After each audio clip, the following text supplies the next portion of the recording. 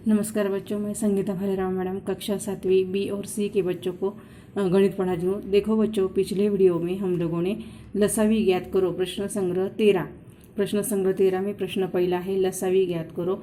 इस प्रश्न संग्रह के प्रश्न पहले के कुछ उदाहरण मैंने आपको हल करके दिखाए थे। शायद मैंने दूसरा गणित आपको हल करके दिखाया था, उसके बाद 8वां गणित करके दिखाया था, 10वां गणित भी करके दिखाया था, और बाकी के जो गणित है वो आप लोगों को मैंने हल करने के लिए बताए थे। तो देखो, प्रश्न संग्रह 13 में जो 3 गणित करके दिखाए थे प्रश्न पहले के, तो बाकी के गणित आप लोगों को खुद हल करने थे। अभी अब हम लोग देखने वाले हैं प्रश्न संग्रह 13 का ही प्रश्न दूसरा। अभी देखो, प्रश्न दूसरा जो है उसकी सूचना दी है, नीचे दी गई संख्याओं का मसावी तथा लसावी ज्ञात करो। यानी जो संख्याएं दी है उनका मसावी भी ज्ञात करना है और लसावी भी ज्ञात करना है, और फिर उसके बाद क्या उनका गुणनफल दी गई संख्याओं के गुणनफल के बराबर है क्या, इसकी जांच करो। यानी उनका जो गुणनफल आया, मतलब ये जो लसावी और मसावी ज्ञात करने के बाद उनका गुणनफल जो आएगा वो दी गई संख्याओं के गुणनफल के बराबर है कि नहीं, इसकी जांच भी हमें करने की है। यानी ये गणित जो है वो हम लोगों को पहले उसका मसावी उसके बाद लसावी ये दोनों ज्ञात करने के बाद में उनका गुणनफल भी हम लोगों को तय करना है। तो इस तरह से हम लोग ये गणित 3 स्टेप में हल करना है। तो अभी इसमें से भी मैंने पहला कुछ 4-5 गणित है, इसमें से 2 गणित मैंने हल करके दिखा है, बाकी गणित आपको खुद हल करने हैं। मैंने जो गणित हल करके दिखा है उसी के जैसे ही आप लोगों को ये गणित हल करना है। तो देखो, इसमें पहला गणित मैंने लिया है, देखो प्रश्न संग्रह 13 में प्रश्न दूसरे का मसावी तथा लसावी ज्ञात करना है, और उसके बाद वो जो दोनों संख्याओं का जो गुणनफल आएगा वो मसावी और लसावी के जितना, मतलब वो मसावी और लसावी का जो गुणनफल रहेगा उसके जैसा है कि नहीं वो हमें ज्ञात करना है। तो देखो, पहला उदाहरण लिया है 32 और 37, इन दोनों संख्याओं का मसावी भी ज्ञात करना है और लसावी भी ज्ञात करना है। तो देखो, अभी सबसे पहले हम लोग 32 के गुणनखंड तैयार करेंगे। देखो, अभी 32 जो है इसको 2 से भाग किया जा सकता है, इसलिए 2 एकम 2, 3 में से 2 घटाए तो 1 रह गया, और यहाँ पर 12 हो गए, 2 छक 12। अभी 16, इसको 2 से भाग कर सकते हैं, 2 8 16। 8 को भी 2 से भाग कर सकते हैं, इसलिए 2 चौक 8। 4 को भी 2 से भाग कर सकते हैं, इसलिए 2 दूना 4। 2 को 2 से भाग कर सकते हैं, इसलिए 2 एकम 2। यहाँ पर ये प्रोसेस पूर्ण हो गई। अभी 37 जो है 37 एकम 37 सिर्फ 37 के पहाड़े में आते हैं, इसलिए 37 एकम 37, मतलब इन दोनों में सिर्फ यही एक क्या हो गया, सामान्य विभाजक हो गए हैं।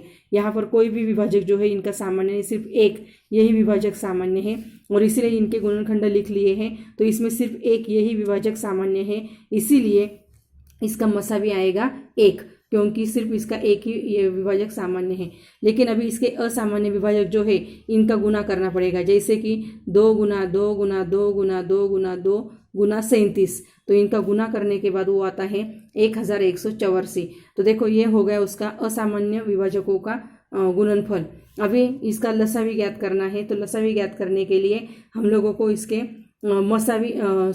इसका सामान्य विभाजक और असामान्य विभाजक का गुना करना पड़ेगा। इसलिए सामान्य विभाजक है 1 और असामान्य है 1184। तो देखो, 1184 गुना 1 यानी 1184, यानी इसका जो लसावी जो है वो आया है 1184। अभी ये गणित का मसावी आ गया 1 और लसावी आ गया 1184। अभी इसका आगे का भाग जो है वो हमें है कि इन दोनों संख्याओं का, मतलब मसावी और लसावी, इनका गुना करो, और बाद में वही गुना दी गई संख्याओं के गुणनफल के बराबर है कि नहीं वो देखने का है। इसलिए यहाँ पर सूत्र लिखा है मसावी गुना लसावी बराबर दी गई संख्याओं का गुणनफल। तो इस तरह से ये सूत्र लिख लेने का है। तभी देखो, इन संख्याओं का मसावी आया था 1 गुना लसावी आया था 1184, और बराबर दी गई संख्या, कौन सी 2 संख्याओं का मसावी लसावी ज्ञात किया है, तो 32 गुना 37 का, इसलिए इन दोनों का गुना करने का है। तो देखो, 1184 गुना 1 किया तो उत्तर आएगा 1184, और 32 गुना 37 किया तो उसका भी उत्तर आएगा 1184। तो इसका मतलब देखो, तो यहाँ पर मसावी और लसावी इनका गुना जो है वो दी गई संख्याओं के गुणनफल के बराबर आता है, इसलिए यहाँ पर करके लिया है। उसके बाद चौथा उदाहरण है 18 और 63, इन दोनों का भी गुना करने का है। इन दोनों का भी पहले मसावी और लसावी ज्ञात करने का है।